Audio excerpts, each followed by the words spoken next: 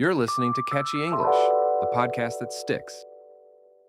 Hey everyone, and welcome to the very first episode of Everyday English Talks. I'm Emma. We're so excited to start this journey with you.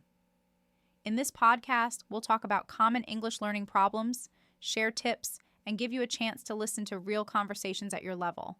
You can even play this podcast while you sleep, kind of like ASMR for English learners, or use it as listening practice during your daily routine. And I'm Jack. Thanks for tuning in today. Each episode is a chance to practice your listening skills, improve your vocabulary, and most importantly, know that you're not alone in your English journey. If you have a topic you want us to talk about, leave a comment and let us know.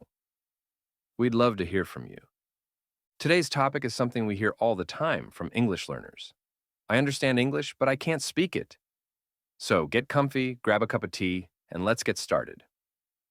All right, first, why does this happen? Why can we understand a language but not speak it well? Here's the short answer. Listening is passive. Speaking is active. When you watch a movie or listen to a podcast like this, your brain receives information. But when you speak, your brain has to create the words. That takes more time and more practice. Exactly. It's about brain power and confidence too. Another reason is fear.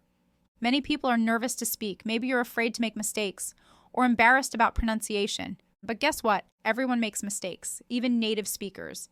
Speaking is like playing an instrument. You can't just watch, you have to play. Also, when we listen to English, we get used to the rhythm. But when we try to speak, we hesitate. Our mouth isn't used to saying it. It's like recognizing a song but not being able to sing along. Some learners also say they translate in their head before speaking. That makes it harder. You hear English, think in your own language, then try to speak English. That's a long process. Exactly. It slows you down.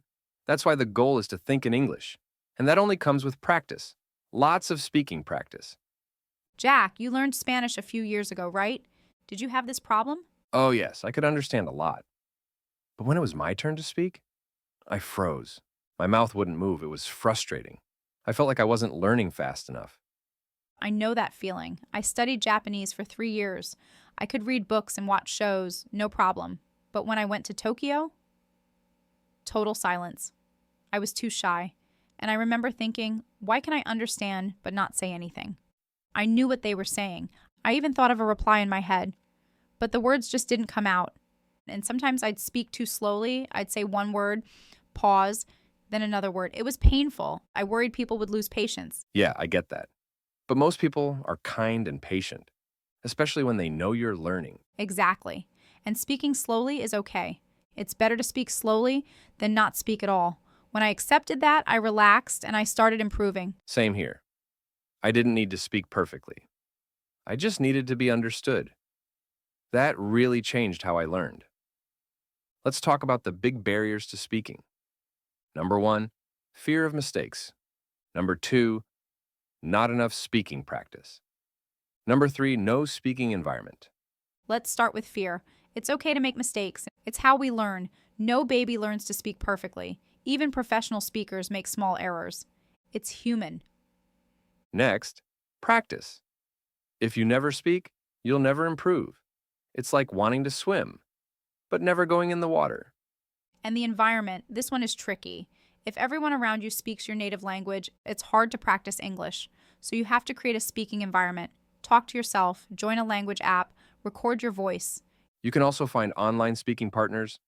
There are apps, websites, and social media groups. It might feel strange at first, but it works. And don't forget, songs, movies, and podcasts help you think in English. The more English you surround yourself with, the more natural it becomes. Let's give our listeners 5 easy ways to practice speaking. Number 1, shadowing. Repeat sentences you hear. Copy the speed and tone. Number 2, read aloud. Choose a book, a short article. Read out loud for 5 minutes a day.